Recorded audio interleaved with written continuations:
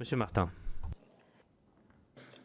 Merci, Madame le Président. Alors, ce qui est désolant, parce que c'était le début de mon intervention, vous avez dû parler à la place du rapporteur et à la place du rapporteur fictif des SED. C'est bien dommage.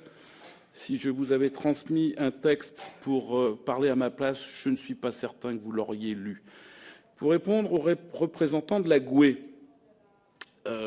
qui est bien jeune comme moi et peut-être un État récent, je vais quand même lui rappeler que les traités fondateurs de l'Union européenne déterminent le siège à Strasbourg et que Bruxelles n'est qu'une appendice.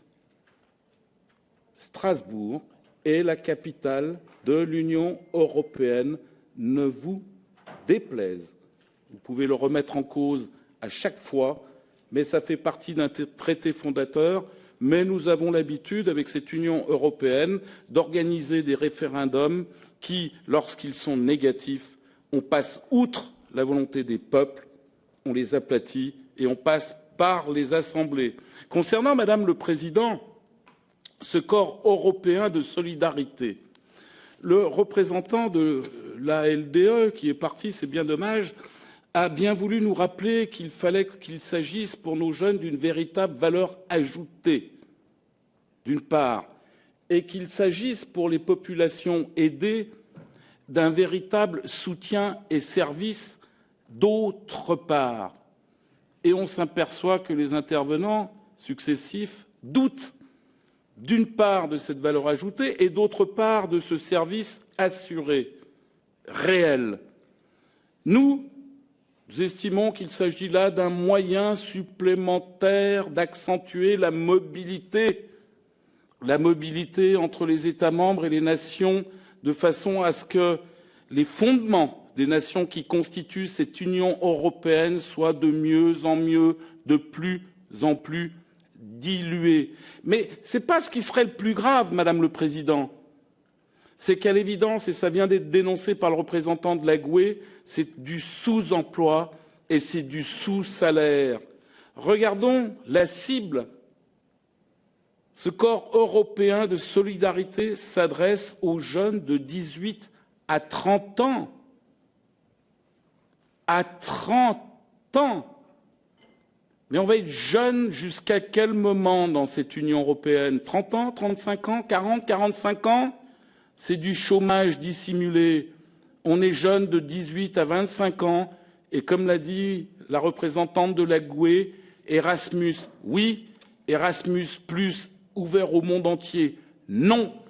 Et l'exploitation de ces gens sans emploi et sous salaire jusqu'à 30 ans, c'est inacceptable. Les emplois proposés ont une durée maximale de 1 an. En tout cas, la contribution de la Commission ne couvrira qu'1 an. Ce sont donc surtout pas des emplois pérennes, mais des emplois aidés. Il y a risque que le corps européen de solidarité ne se transforme pas en un outil de dissimulation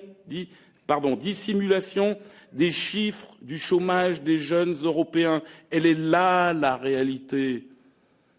On donne du pain et des jeux de façon à ce que les gens ne se rebellent pas, tout l'inverse de ce qui est en train de se passer en France cette semaine. La solidarité, je vous le rappelle, l'humanitaire est plus efficace proche de soi, aux soins d'une communauté, aux soins de sa communauté. Sinon, on s'expose au rythme du tourisme humanitaire. C'est exactement ce que vous faites avec la construction depuis par des étudiants qui payent une fortune, un voyage lointain pour un résultat incertain, sans compter, ça a été dit, par les abus des fausses ONG qui exploitent femmes et enfants.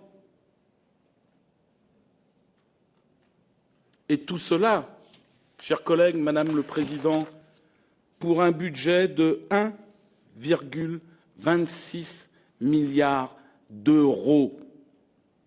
1,26 milliard d'euros.